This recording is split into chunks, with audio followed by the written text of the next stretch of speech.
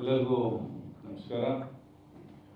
ಇವತ್ತಿನ ಈ ಒಂದು ಪತ್ರಿಕಾಗೋಷ್ಠಿಗೆ ಬಂದಂತಹ ಪ್ರಿಂಟ್ ಮೀಡಿಯಾ ಮತ್ತು ವಿಜುವಲ್ ಮೀಡಿಯಾದ ಎಲ್ಲ ಹಿರಿಯರಿಗೂ ಮತ್ತು ಎಲ್ಲ ನನ್ನ ಆತ್ಮೀಯರಿಗೂ ಸ್ವಾಗತನ ಹೇಳ್ತಾ, ಇವತ್ತು ಮಾಧ್ಯಮ ಸುದ್ದಿಗೋಷ್ಠಿನ ನೇತೃತ್ವ ವಹಿಸಿದಂತಹ ಸಾರಾ ಮಹೇಶಣ್ಣನವರಿದ್ದಾರೆ, ಹರೀಶ್ ಗೌಡ್ ಇದ್ದಾರೆ, ಎಮ್.ಎಲ್.ಸಿಗಳಂತಹ ಮಂಜೇಗೌಡರು ಮತ್ತು ವಿವೇಕಾನಂದವರಿದ್ದಾರೆ, ಮಹಾಪೌರರುಗಳಿದ್ದಾರೆ ಮತ್ತು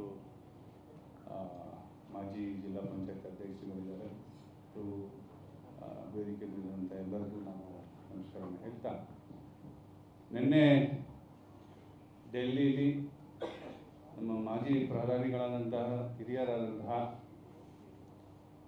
ದೇವೇಗೌಡ ಅಪ್ಪಾಜಿಯವರ ಒಂದು ನೇತೃತ್ವದಲ್ಲಿ, ಕುಮಾರಣ್ಣ ಅವರ ಸಾರಥ್ಯದಲ್ಲಿ ಏನು ಇವತ್ತು ತಂಬಾಕು ಬೆಳೆಗಾರರ ಸಮಸ್ಯೆ ಏನಿದೆ ಅದ್ರ ಬಗ್ಗೆ ಚರ್ಚೆ ಮಾಡಲಿಕ್ಕೆ ನಾವೆಲ್ಲ ಹೋದಂಥ ಸಂದರ್ಭದಲ್ಲಿ ವಾಣಿಜ್ಯ ಸಚಿವರು ತುಂಬಾ ಸಕಾರಾತ್ಮಕವಾಗಿ ನಮ್ಮನ್ನೆಲ್ಲ ಬರಮಾಡಿಕೊಂಡು ಈ ಒಂದು ಸಮಸ್ಯೆಗೆ ಸೂಕ್ತವಾದ ಒಂದು ಪರಿಹಾರನ ತೋರಿಸ್ಕೊಡ್ಲಿಕ್ಕೆ ಸುದೀರ್ಘವಾಗಿ ಚರ್ಚೆ ಮಾಡಿದ್ದಾರೆ. ಅದನ್ನು ಈಗ ಆಲ್ರೆಡಿ ಹರೀಶ್ ಅವರು ಕೂಡ ಹೇಳಿದ್ದಾರೆ.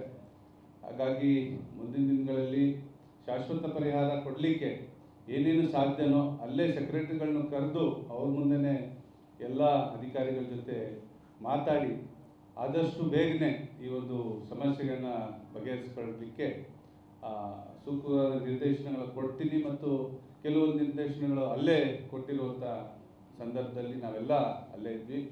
ಹಾಗಾಗಿ ಮುಂದಿನ ದಿನಗಳಲ್ಲಿ ತಂಬಾಕು ಬೆಳೆಗಾರರ ಏನು ಸಮಸ್ಯೆ ಇದೆ ಅದನ್ನು ತುಂಬಾ ಪ್ರಯಾರಿಟಿ ಮೇಲೆ ಅದನ್ನು ನೋಡಿ ಬಗೆಹರಿಸ್ತೀವಿ ಅನ್ನೋ ಒಂದು ವಿಶ್ವಾಸನ ಕೊಟ್ಟು ನಮ್ಮನ್ನೆಲ್ಲರನ್ನು ಕಳಿಸ್ಕೊಟ್ಟಿದ್ದಾರೆ.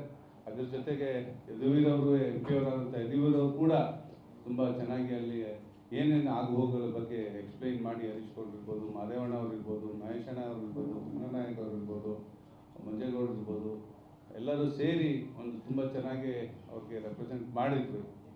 ಏನು ಸಮಸ್ಯೆಗಳಿದ್ದಾವೆ, ಯಾವ ರೀತಿ ಅದನ್ನು ಬಗೆಹರಿಸ್ಬೋದು ಅಂತ ಅವರು ಕೂಡ ಏನೇನು ಆಗಬೇಕು ಅಂತಲೂ ಕೂಡ ಕೇಳಿದ್ದಾರೆ. ಅದನ್ನು ಸಂಕ್ಷಿಪ್ತವಾಗಿ ಎಲ್ಲ ಹೇಳಿದ್ದಾರೆ. ಇನ್ನು ಮುಂದಿನ ಏನೇ ವಿಚಾರಗಳಿದ್ರು ಅದನ್ನು ಮಹೇಶಣ್ಣ ಅವರು ಕೂಡ ಅದ್ರ ಬಗ್ಗೆ ಮಾತಾಡ್ತಾರೆ. ಈ ಒಂದು ಪತ್ರಿಕಾಗೋಷ್ಠಿಗೆ ಬಂದಿರತಕ್ಕಂಥ ಎಲ್ಲರಿಗೂ ನನ್ನ ಅಭಿನಂದನೆ ಸಲ್ಲಿಸಿ